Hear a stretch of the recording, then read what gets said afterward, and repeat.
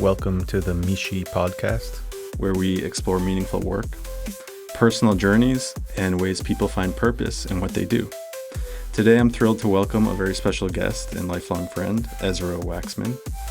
Ezra is not just a brilliant mathematician, but also a true citizen of the world, having lived and worked and taught in places as diverse as Israel, Germany, Rwanda, India, just to name a few.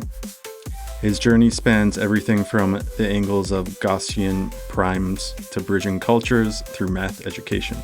We'll be diving into his love for numbers, how math can be a universal language, and some of the quirks and surprises of his global adventures. Thank you, Ezra, for being here. Thank you, Moshe, for having me. I'm excited to do this podcast.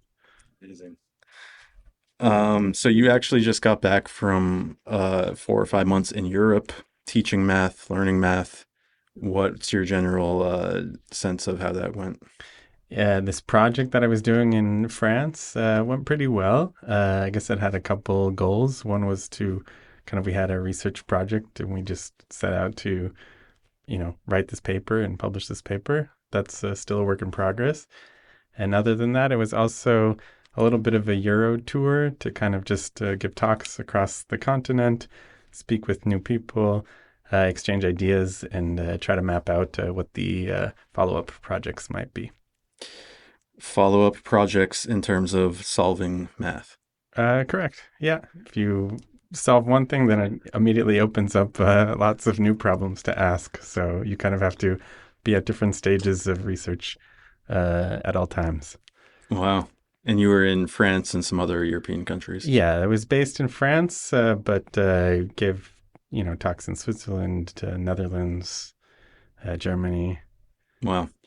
Let's go back to how this all started. When did you start becoming interested in math? My first mathematical memory is probably when I was 3 or 4 years old, maybe 4, but possibly earlier. I was hanging out with my dad and my 2 sisters in the basement of my old house on 160 Grant Ave in Newton, where the Ciccini's lived afterwards. And my dad was quizzing my sisters in math. I think he was talking to both of them, and he asked them what 2 plus 2 was. And my sisters, I don't remember exactly which sister answered, but they said 4. And I knew what that meant at that time. I was old enough to understand what 2 plus 2 meant. And then he asked them, what's 2 times 2? And maybe they thought a little bit harder. And eventually they also answered 4. And I was very surprised because at that age, I think, even though I had a working understanding of addition, multiplication was not a concept that I had previously been taught. As most 4-year-olds are not taught. Correct. But I had some intuition as to what multiplication meant. And I understood that it was some function where you insert, let's say, 2 numbers and output something really big. Okay. So I was very surprised when I heard that 2 times 2 is 4 because I was expecting a larger output. And I couldn't understand how 2 plus 2 could equal 2 times 2. And I must have somehow raised an objection or expressed curiosity as to what was going on. And I think afterwards, my dad explained it to me, what it meant. And that was when I learned multiplication. And I think also maybe my dad registered that I was interested or had a math intuition already. So that already then I had a self-identity as someone who was curious and good at math. And so much so that memory stayed with me until today. I even have like a kind of spatiotemporal memory of where it happened because it was a significant, Wow. thing in my early life. That's incredible. Not many people experience their calling or their passion at such a young age of 4. So, yeah, I would actually say within the math community, for people at least like who end up pursuing PhDs in pure math, that's relatively common. Wow. I think you're either born with it or you're not, it sounds like. I don't know if that's necessarily true, but at least in practice, it seems to be the case that most people who dedicate their whole life to math knew that that's what they wanted to do quite early on. Yeah, I could see how it would be difficult to force yourself to stare at equations all day if you didn't enjoy it. Correct. Have a propensity towards it. Right. So you wrote your undergraduate thesis on actually a critique of J.B. Soloveitchik's religious epistemology, which is not math. You used to be very Correct. into philosophy, Jewish philosophy, other types of Still philosophy. am. Is there some kind of correlation or parallel worlds between philosophy and math for you? I think people come to math from lots of different angles, but broadly speaking, there's two directions. One is the more engineering based, calculator, understanding of math, the exactness of math. I think that attracts a lot of people coming from that direction. And the other direction, which is also rooted in history, plenty of mathematicians along the way have been I've come to it from a more philosophical side of things, just curiosity about infinity, for Mm. example. There's a lot of natural concepts in math which are inherently philosophical or even religious. And I think that's always been the face of math that I have been driven by and curious about. So you do connect with the philosophical overlaps between Definitely. math Yeah. and other. Um, yeah, I guess you could apply math to anything, to philosophy, to Yeah, I mean industry. the area that I wrote for that thesis on was Rabbi Soloveitchik's epistemology. Epistemology means the study of knowledge. What does it mean to know something? So math is like an integrated part of the concept of knowledge. It's probably the best paradigm of what we have for when we describe knowledge, or what we mean when we say we have knowledge of something. Right, you're trying to get to an objective reality that we could all agree upon. And math is 1 + 1 is 2, concrete, Yeah, objective. there's the concept of truth is more inherent to math than perhaps any other field. Wow. I mean, it can also like be applied to any other field. So it's the foundation. So you're a deep guy and you got right to the foundation at the age of 4. Yeah, it was some ideas were honed since then. Got more confused along the way. Um, so how can you bridge these worlds between like these deep philosophical and mathematical worlds that you live in with your everyday? You have nieces and nephews. You did your PhD research on the angles of Gaussian primes, which is very complex. It sounds like. How would you explain that to someone who's 5 years old?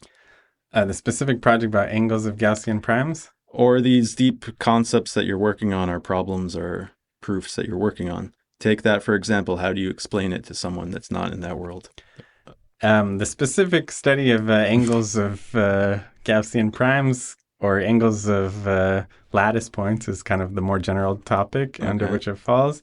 Yes, if I were speaking to a 5-year-old or someone who doesn't have a strong math background, I guess the picture I would paint for them is you take a big pizza and you cut it up into slices. This is a pepperoni pizza, so it's got some toppings on it, let's say. And you cut it up into slices. Vegan pepperoni for the vegans out Vegan there. pepperoni, kosher pepperoni, whoever you're speaking to, yeah, accordingly. But yeah, broadly speaking, you cut this pizza up into slices, and you want to count how many pepperonis are on each slice of pizza. After you cut the slices up. Yes, Because there's exactly. going to be fractions of pepperonis on each slice. So these pepperonis that I'm imagining are infinitely tiny. So you don't have to be too concerned about that. But sure, yes, there are also pepperonis which lie on the lines of the slices. Wow. When you get to something like infinitely tiny, for example, isn't that something in quantum mechanics that they talk about, atoms? Does that bridge with your work at all? Not in the exact way that you are describing it now, but one field that touches on at least number theory or what's called arithmetic statistics and quantum chaos. Quantum chaos. Which is some sort. I don't know much about quantum chaos to be honest, but it's somewhere in between the merging of chaos theory and quantum mechanics. Let's leave it at that. What's the most unexpected way you've used math in your everyday life or in a situation where you didn't think you would ever be using math? In my everyday life, outside of my math research, to be honest, I don't use it practically, but my knowledge, like my specific expertise in number theory, uh, finds application. For example, cryptography. Oh, So computer security, which is a hot industry these days and has been for the last 50 years or oh yeah. so, is very related to number theory. So, for example, something that I've worked on has citations in the area of quantum computers, specifically error correcting codes for quantum computers. Um, Relating to cybersecurity. yeah, eventually relating to cybersecurity. So my work is very much pure as the theoretical branch of mathematics. So it's less driven by immediate practical questions in industry. We're more kind of free thinkers. But in the end of the day, it all touches back to real life over in due time. Hmm. And so, yes, the problems I'm working on now will be related to cybersecurity in the age of quantum computers, which is still science fiction at the moment, but that might change in the next Yeah, century. I think anything in the world can happen. We've seen science fiction films become our reality recently. Definitely, So and these things seem to be happening faster and faster yeah. at an accelerating pace. So yeah. Do you think you'll ever go into cybersecurity or? That's a good question. Right now, I still kind of am holding hopes that my life work will remain in academia. Okay. But for the first time, I'm more seriously at least learning what it is around me, like what other areas of my skill set can be useful for. I'm sure there's plenty of companies out there who would want you on their team to do these complex mathematical things for their security. But that's your choice. Yeah, security is just one direction. I mean, you can do other areas. Finance is another area that people Right. use math for. I always told myself that if I was going to leave academia, I would want to use math to help the environment and clean up the oceans. I don't know how feasible that is with my specialized skill set. It's more of a AI, big data kind of field, I would expect. But maybe I can find ways to combine passions. I'm sure you could. Yeah, anything's possible these days. Um, let's go back to your travels. You've been to, I don't know how many countries, at least 30 from what I understand, doing math or just traveling. Germany, Czech Republic, France, Senegal, Ghana, Rwanda, India, countries that most people don't even go to for vacation. You were doing math in these countries. Whether it's you do conferences or networking with other mathematicians, have you experienced math as a whole different in these places, or why do you like to go to these places to do math? I think I always loved travel and I always loved math. Okay. And then I found a community of professors, something called the Simpa School, where their main goal is to set up kind of research schools in various countries around the world to help kind of develop a passion and interest in pure mathematics. And they kind of offer these courses to local communities, mainly in Africa and across the Middle East and elsewhere. So when I met these guys, I was really inspired because I saw a lot of combination of things that I just naturally attracted to, namely pure mathematics, without the need to kind of match it to application in industry. But the love of pure mathematics with my personal interest in adventure and travel. So I kind of became a part of this community as much as I could and continue to do so. What are some of the countries or places or experiences that you've had that? So I think probably one favorite I had was I gave a talk at Salahuddin University in Erbil, Iraq, in Kurdistan, Iraq. Wow. And yeah, it was just it was just a few days. I think I was there for less than a week. But it was very special in a lot of different As a Jew, ways. especially. Yes, I gave a talk at the university. I wore my kippah Wow. very comfortably. I think that was reflective of the fact that my hosts just really made me feel welcome and at home. And so, yeah, the concept of hachnasat orchim, of kind of treating guests nicely, is like very deep. It's Middle Eastern, yeah. Yeah, Middle Eastern, but I think I've never seen anything like it, like I did there. Just the Wow. way people were so warm and welcoming. And yes, and so I tried to contribute what I could there, which is to offer, um, my teachings to whoever was interested in this topic, and to kind of share my passion for math, if only that, to get them excited about kind of pursuing these things further. And I think it was a very healthy exchange in both directions. Do you find that math is really good at bridging cultures and people? It has a unique angle. I would say, like, what's nice about math is it's really apolitical. So a math exchange is just purely down to business. There's no kind of ulterior motives that go into it, and I think kind of focus on discussions which are very disconnected from anything cultural in the end of the day, but that are all the parties can kind of be excited about, is a good foundation from which to kind of build deeper connections after, or more personal, more honest relationships. So yes, I definitely Which see that. you have done successfully across all these countries, I from what would I've say seen. so. Yeah. Is there a specific type of person that is a math person? Like, do they have certain Are there certain qualities? stereotypes of mathematicians? I can think of a couple, yes.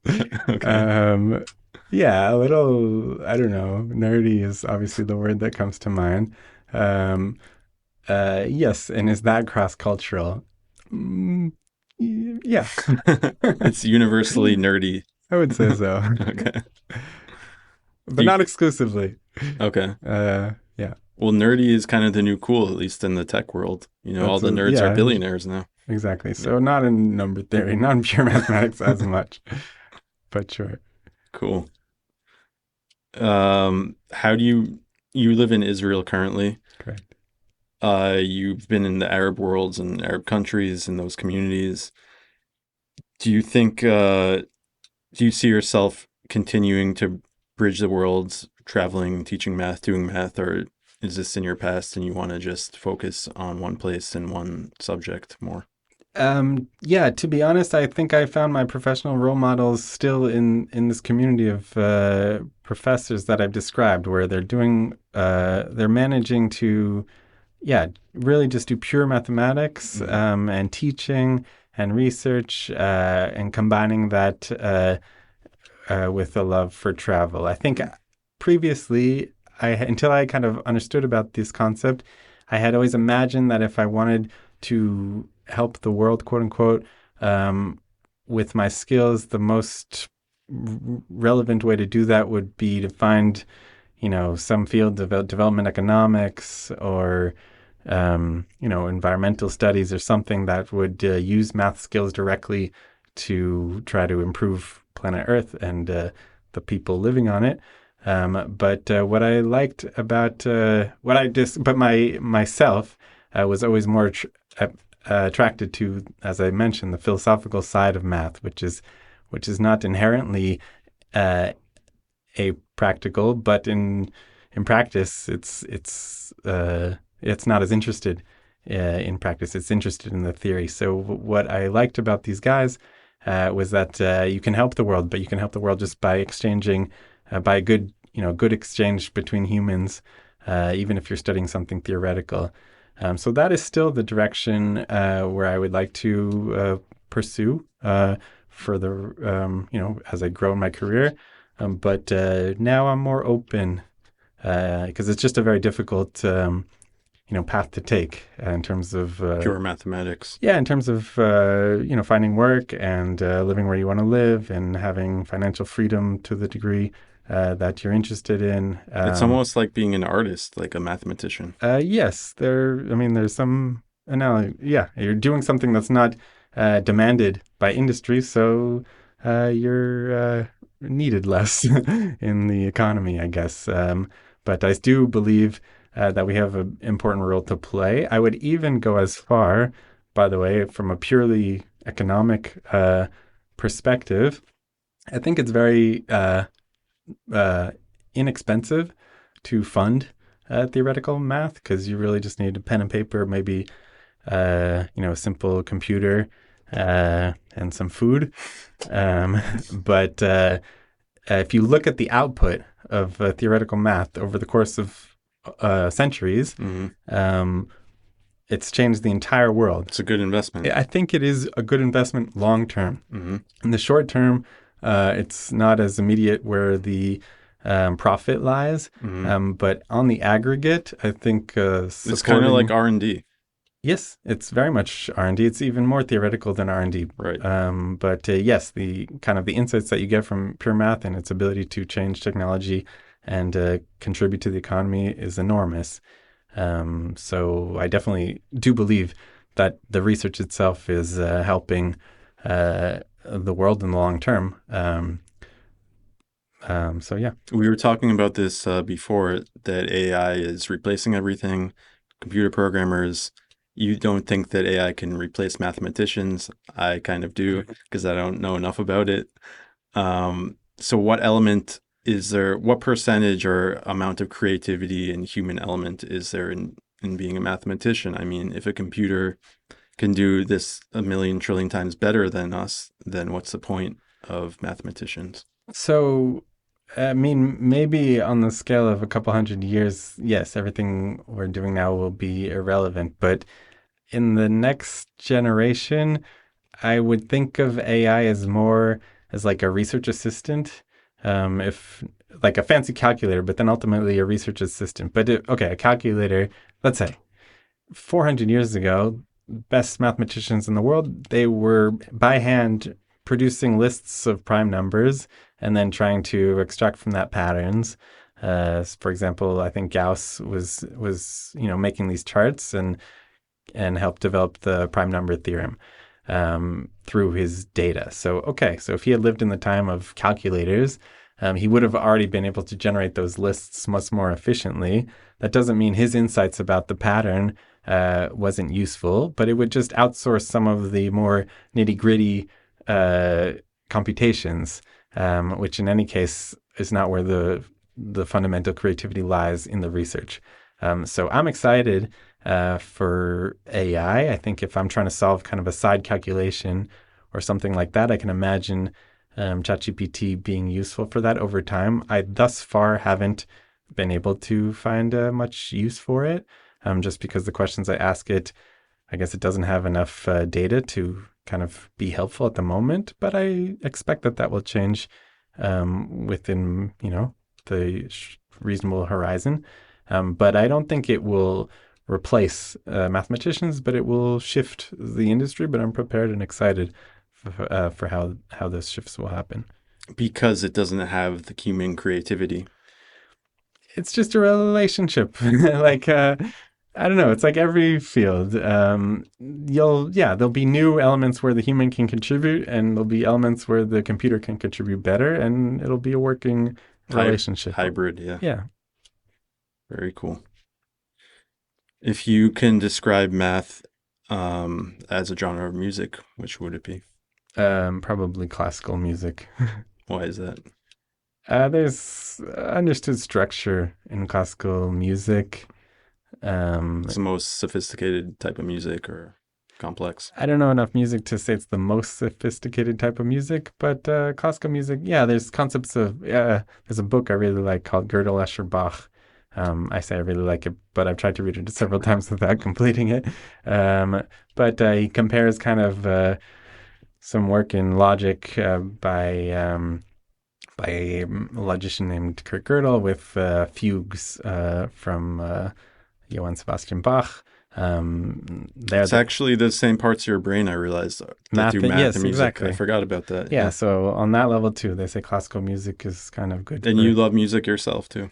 I do like dancing and I like music. My mom's a classical musician. Your mom's a classical musician. It's genetic. Yeah, so maybe it's connected. Cool. Do you know any good math jokes? Do I know any good math jokes? Yes, one that I can think of. A professor is teaching calculus and writing on the board, and then some student in the class yells out, "Hey, this is stupid!" The professor turns around and says, "Math saves lives." And then the class is silent. And then eventually the students are like, "Can you explain what that means?"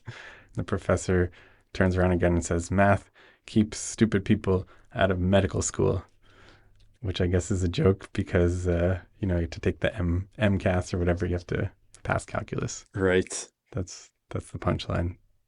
That's definitely a math joke. It's a math joke. I didn't say a good math joke. You have to think that one through. It doesn't click right away. All right. Yeah. But yeah, I get it. Good one. But what's the most beautiful equation in math that you've seen? My favorite is e to the pi I equals -1. Right. E to the pi I. Euler's formula. It's a pretty cool one. How would you say that in a sentence, like to a normal person who doesn't know math?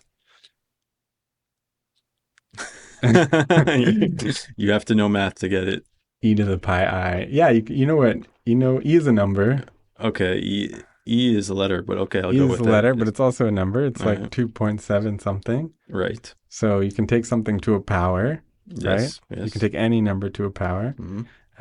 So you take E, which is like 2.7, and you take it to 3.14, right, to pi. But you then throw in an imaginary I next to it. So that's already something weird, right? Mhm.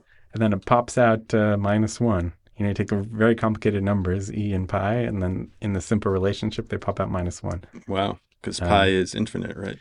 It goes on, it doesn't repeat itself indefinitely, yeah. Wow. Do you know like millions of numbers of pi by heart?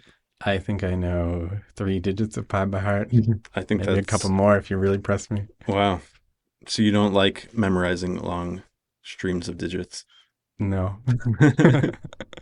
Are you into like numerology or Kabbalistic or things with numbers that are like spiritual? I'm not. My relationship with Judaism and math, I would say I attract more to the Talmud side of things. I like the logic of Logical. halachic development and stuff like that. But stuff like the Bible code where they mathematically interpret the patterns. Yeah, so I'm not into that. I think most mathematicians are not into that because they would just argue that it's not statistically significant.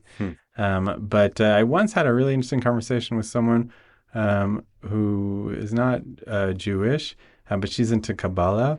And she pointed out to me that the number 216 is really hot amongst the Kabbalists because it's like 72 times 3.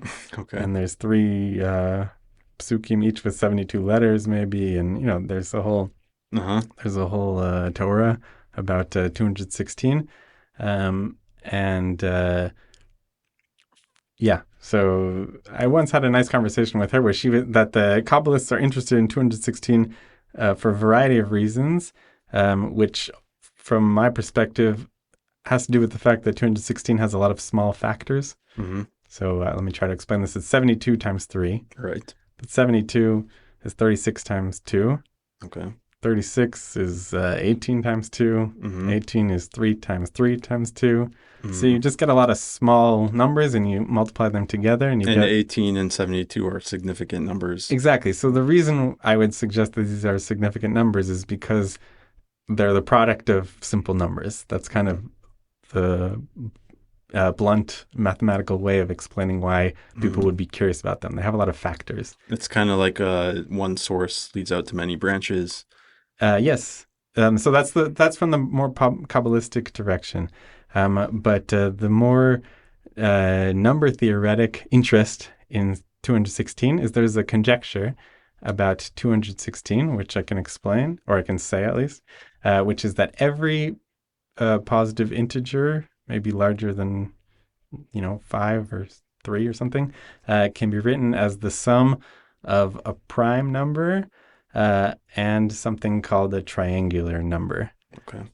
Triangular number, I'll just say, is, I think, numbers of the form n times n plus 1 over 2.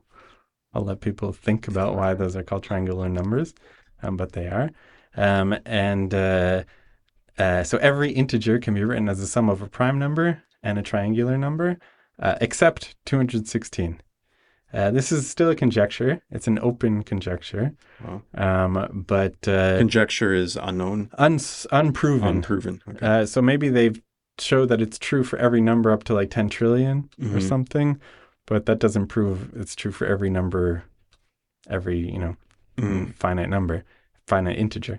So 216 does not fit into that category. So 216 is interesting for two separate reasons. From the Kabbalistic perspective, because it has a lot of small factors, and from the modern contemporary number theoretic perspective, because it's the single lone exception to all of the integers in this particular description. And I think, that